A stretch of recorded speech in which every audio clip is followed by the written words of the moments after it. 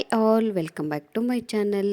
ಇವತ್ತಿನ ವಿಡಿಯೋದಲ್ಲಿ ನಾನು ಯಾವ ರೀತಿಯಾಗಿ ಸ್ಟ್ರೀಟ್ ಸ್ಟೈಲಲ್ಲಿ ಗೋಬಿನ ಮಾಡೋದು ಅಂತ ತಿಳಿಸ್ಕೊಡ್ತಿದ್ದೀನಿ. ತುಂಬಾ ಈಸಿಯಾಗಿ ಹಾಗೆಯೇ ಮನೇಲಿರುವಂತಹ ಇಂಗ್ರೀಡಿಯೆಂಟ್ಸ್ನ ಬಳಸಿ ನೀವು ಇದನ್ನು ಮಾಡ್ಕೊಬಹುದು. ಹಾಗಿದ್ದರೆ ಬನ್ನಿ. ಮೊದಲಿಗೆ ನಾನಿಲ್ಲಿ ಸಣ್ಣದಾಗಿ ಕಟ್ ಮಾಡಿರುವಂತಹ ಕ್ಯಾಬೇಜ್ನ ತೊಗೊಂಡಿದ್ದೀನಿ. ಅದಕ್ಕೆ ನಾನಿಲ್ಲಿ 4 ಸ್ಪೂನ್ ಆಗುವಷ್ಟು ನಾನು ಕಾರ್ನ್ ಫ್ಲೋರ್ನ ಸೇರಿಸ್ಕೊತಾ ಇದ್ದೀನಿ. ಕಾರ್ನ್ ಫ್ಲೋರ್ ಹಾಕೋದ್ರಿಂದ ನಮಗೆ ಗೋಬಿ ತುಂಬಾ ಕ್ರಿಸ್ಪಿಯಾಗಿ ಬರುತ್ತೆ. ಹಾಗೆಯೇ ನಾನು ಇದಕ್ಕೆ ಒಂದು 4 ಸ್ಪೂನ್ ಆಗುವಷ್ಟು ಅಕ್ಕಿ ಹಿಟ್ಟನ್ನು ಸಹ ಸೇರಿಸ್ಕೊತಾ ಇದ್ದೀನಿ. ನೀವು ಬೇಕಾದರೆ ಇದ್ರ ಬದಲಾಗಿ ಮೈದಾ ಹಿಟ್ಟು ಕೂಡ ಸೇರಿಸ್ಕೊಬಹುದು. ನಮಗಿಲ್ಲಿ ಅಕ್ಕಿ ಹಿಟ್ಟು ಹಾಕೋದ್ರಿಂದ ಜಾಸ್ತಿ ಕ್ರಿಸ್ಪಿನೆಸ್ ಬರುತ್ತೆ.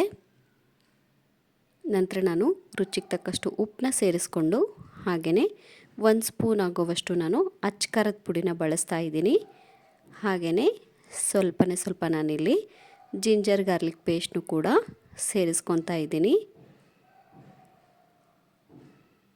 ಇವಾಗ ನಾವು ಇದನ್ನು ನೀಟಾಗಿ ಮಿಕ್ಸ್ ಮಾಡ್ಕೊಬೇಕಾಗುತ್ತೆ. ನಾವು ಹಾಕಿರುವಂಥ ಎಲ್ಲ ಪದಾರ್ಥಗಳು ನೀಟಾಗಿ ಮಿಕ್ಸ್ ಆಗಬೇಕು.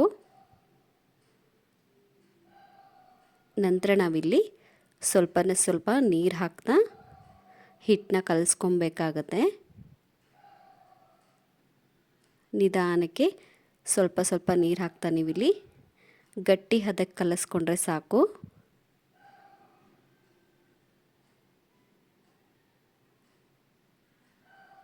ನೋಡಿ, ಇಷ್ಟು ನಾವಿಲ್ಲಿ ಕಲಿಸ್ಕೊಂಡ್ರೆ ಸಾಕು. ಗೋಬಿ ನಮಗೆ ತುಂಬ ಚೆನ್ನಾಗಿ ಬರುತ್ತೆ. ಇವಾಗ ನಾವು ಇದನ್ನು ಒಂದು 3 ನಿಮಿಷ ಇದನ್ನು ನೆನೆಯೋಕೆ ಹಾಗೆ ಬಿಡೋಣ. ಅಷ್ಟರಲ್ಲಿ ನಾವು ಎಣ್ಣೆನೂ ಕಾಯೋಕ್ಕೆ ರೆಡಿ ಮಾಡಿ ಇಟ್ಕೊಳ್ಳೋಣ. ನೀವಿಲ್ಲಿ ನೋಡ್ತಿರ್ಬೋದು, ಎಣ್ಣೆ ಸಹ ಬಿಸಿಯಾಗಿದೆ. ಹಾಗೆ ನಾವು ಗೋಬಿನ ಇದರಲ್ಲಿ ಫ್ರೈ ಮಾಡ್ಕೊಬಹುದು. ನೀವು ಬೇಕಾದರೆ ಕೈ ಸಹಾಯದಿಂದ ಗೋಬಿನ ಈ ಥರ ಹಾಕ್ಕೊಬಹುದು. ಇಲ್ಲಾಂದರೆ ಸ್ಪೂನ್ ಸಹಾಯದಿಂದ ಕೂಡ ನೀವು ಗೋಬಿನ ಫ್ರೈ ಮಾಡ್ಕೊಬಹುದು.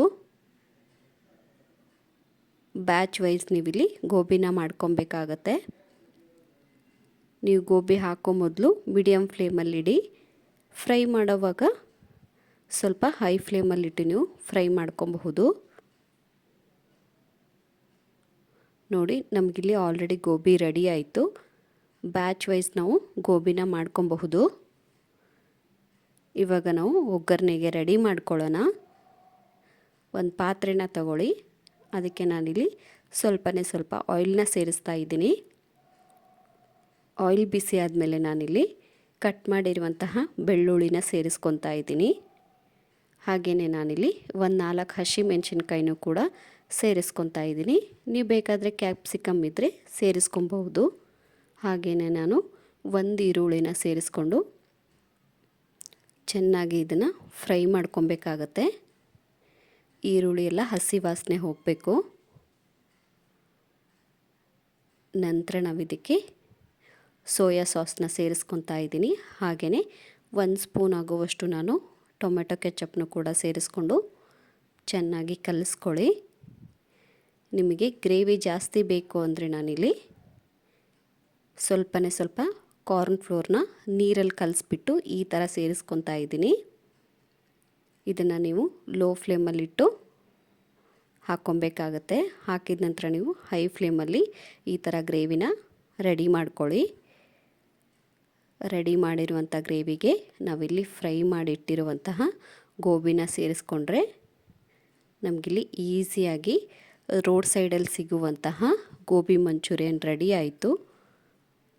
ಇವಾಗ ನಾವು ಇದನ್ನು ಈಸಿಯಾಗಿ ಸರ್ವ್ ಕೂಡ ಮಾಡ್ಕೊಬಹುದು.